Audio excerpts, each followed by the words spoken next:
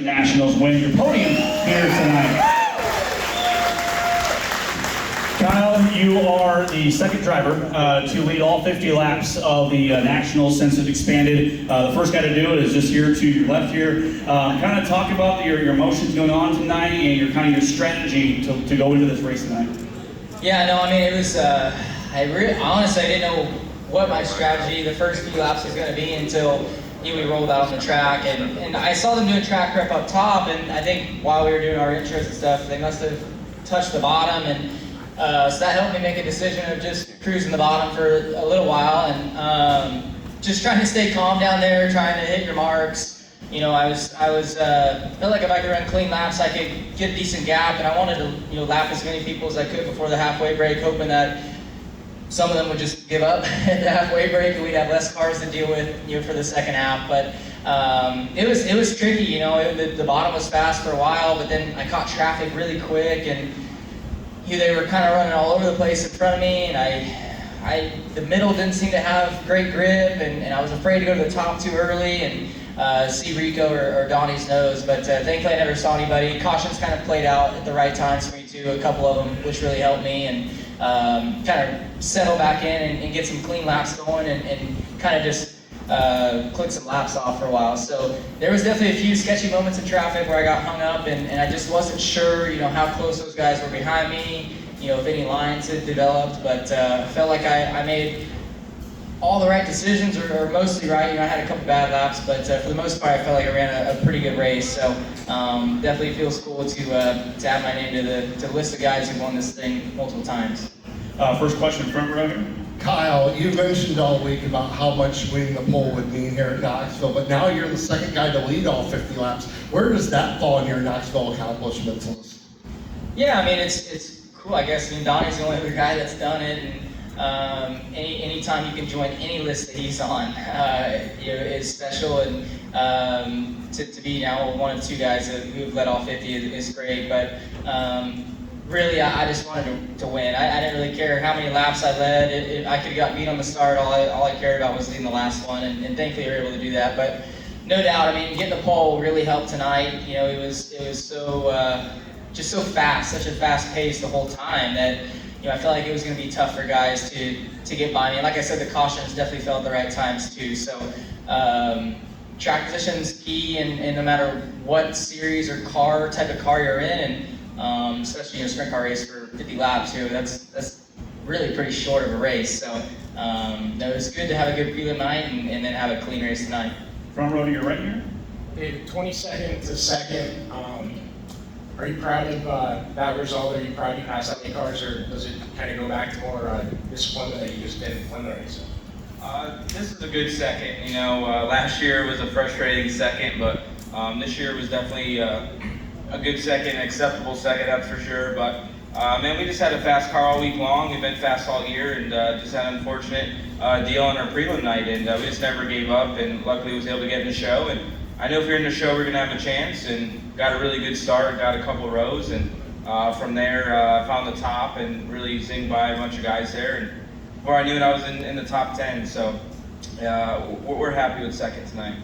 Front still to the left there, guys. Donnie, for you, what was how are you feeling coming off of this race tonight and your performance through these 50 laps tonight? Well, clearly we wanted to win, but we weren't good enough to.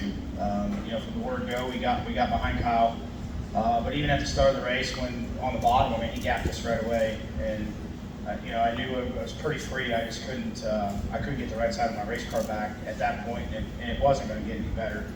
I just kept going as hard as I could. We had one of them yellows, and Kyle went to the bottom, I went to the top. We got a decent run, and I thought, well, maybe here we go. And once he got to the top, we couldn't even see him. And we kind of hung the rest of the time. The stoppage there, we changed tires, and I don't know if we just got something that wasn't right or whatever, but I could never even hold the left rear up from that point on. So it was kind of I felt like I was in a cage match with myself to try to get it to go and stay up. But I guess we're pretty fortunate to run third after that, but just could not get stuck from that halfway point on. And we had to fight with some pretty good cars to just stay third, and clearly had to have some luck. Some guys fell out for us to stay on the podium. So can't hang your head on it. You know, it is what it is. This is Knoxville Nationals. You're not going to win it every time. Obviously, we tried our best, and it wasn't good enough. But Kyle was pretty exceptional, so it's pretty cool to see. I can tell you right now, this is a very hard race to win from the pole. So now we expect him to go win the Indy 500 from the pole next year.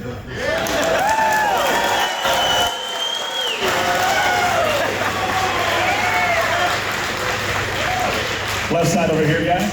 So now I have to follow that, huh? So, David, when you look back on the whole Nationals from this year, are you going to look at it as more of a missed opportunity because of what happened on your preliminary night, or you think you'll be more focused on the rebound your team made tonight?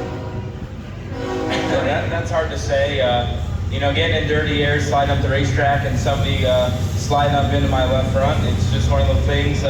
Sometimes I put myself in a bad spot and paid the price for it. So I definitely regret the entrance to turn 3 on lap 1 of my heat race, but it is what it is. So I think we have a lot to look forward to this year, battling for a championship, winning Huset's, being on the podium at the Kings Royal, being on the podium at this race. So I feel like we're hitting on all cylinders, and it seems like we're always battling, you know, a bad pill draw and still qualifying good. So there's no quitting this team. We keep fighting every time we're on the racetrack, and we're just going to keep doing our thing, and good things will happen. Back to the left here, guys.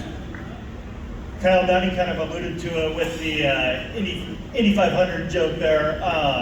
You get to race in some of the biggest, coolest events in the world. What is it about the Knoxville Nationals that's so special that makes you come back year after year and compete in this event? Yeah, no, it's like you said, I do get to compete in a lot of big, massive events. You know, the biggest in our country, some of the biggest in the world. And I would say that the staff here at Knoxville, they do as good of a job, if not better, than a lot of the events I get to compete in as far as just building the overall atmosphere. When we were doing the 4-wire, that was sick. I was watching the big screen and the fireworks going off, the lights flashing. They've really invested a lot of money into this facility, and it's paid off in making the overall event a great experience for not only the fans but us competitors too. So Knoxville is the event I look forward to the most. There may be one other event next year that I might look forward to a little bit more, but this is just this is the greatest week of the year for me. I look forward to it all year long. I have FOMO when the 360 Nationals is going on because I just can't wait to get to this little town and see all my friends, see the race fans, get to race on the best surface in the country, in the world. So it's just again, the Knoxville staff here does such a phenomenal job that and they keep amping it up every year. I mean, this is new, for this year, and this is amazing as well. So they find a way to make it cooler each and every year. Time for about 2 more. Jeremy Elliott, front row. Kyle, obviously 2 in the last 3 years, and you seem more confident every time you come here. It seems like you're better and better every time you come here. Do you feel like, Donny went on that run for a bunch of years, do you feel like you're kind of on the cusp of doing something like that? I mean, it's tough competition, obviously, but do you feel you just keep looking more comfortable here, that you can rattle off a bunch of these things? Well, I think I definitely feel more comfortable, I think, every time I come here, but it's also more than just me. I think, Paul, he gets the car better and better every year. There's no doubt that I would love to be better earlier in the night to make things a little bit easier, for the prelim nights. But I think our qualifying is getting a little bit better on half miles this year. So, but it takes a great team, and Paul's assembled a phenomenal race team with Trevor and Doug and all the partners on our race cars. So, and then too, you got to study. You got to study hard, and we've all, every competitor here has studied this guy a ton, and you see the style of racing change over the last few years. I think as guys have studied, a lot of people have gotten better on the bottom and even off the bottom too, through the middle because of watching him. So, but it's the competition gets elevated each year as guys get better and better. So, just fortunate to win another big one, and hope. I would love to go on a tear like Donny. I feel like I'm already too old to ever get to what he's accomplished here, but you know, we're off to a decent start, I guess. Last one back here, guys. This is for Kyle. You know, something I admire about you greatly is you're always proud of where you came from, Elk Grove, California, and just this California dominance. 6 out of the top 10 from California, 3 out of the top 5. You guys represent, you know, my native West Coast so well. No, thanks. I mean, yeah, I mean, California, I think it produces a lot of great talent. I think there's a lot of great racetracks out there. I think, you know, there's a few different types of cars you can grow up racing, you know, micros and outlaw cars in between cycling and Red Bluff and the other tracks out there. You know, Central California's got great drivers as well that come through the micro ranks. So it helps that California is a really big state, by the way, you know, so, but yeah, I don't know what it is. I think it's the tight borings out there that definitely, you know, teach you to be aggressive. I think sprint cars definitely take an aggressive driving style. So fortunate to grow up on the West Coast. I mean, this guy's from North Dakota and Connecticut.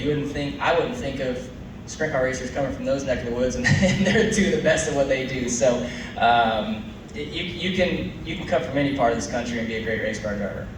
Okay, a couple of quick things here. Kyle, we do have your drink for your toast ready to go. We'll do it right here in a quick second.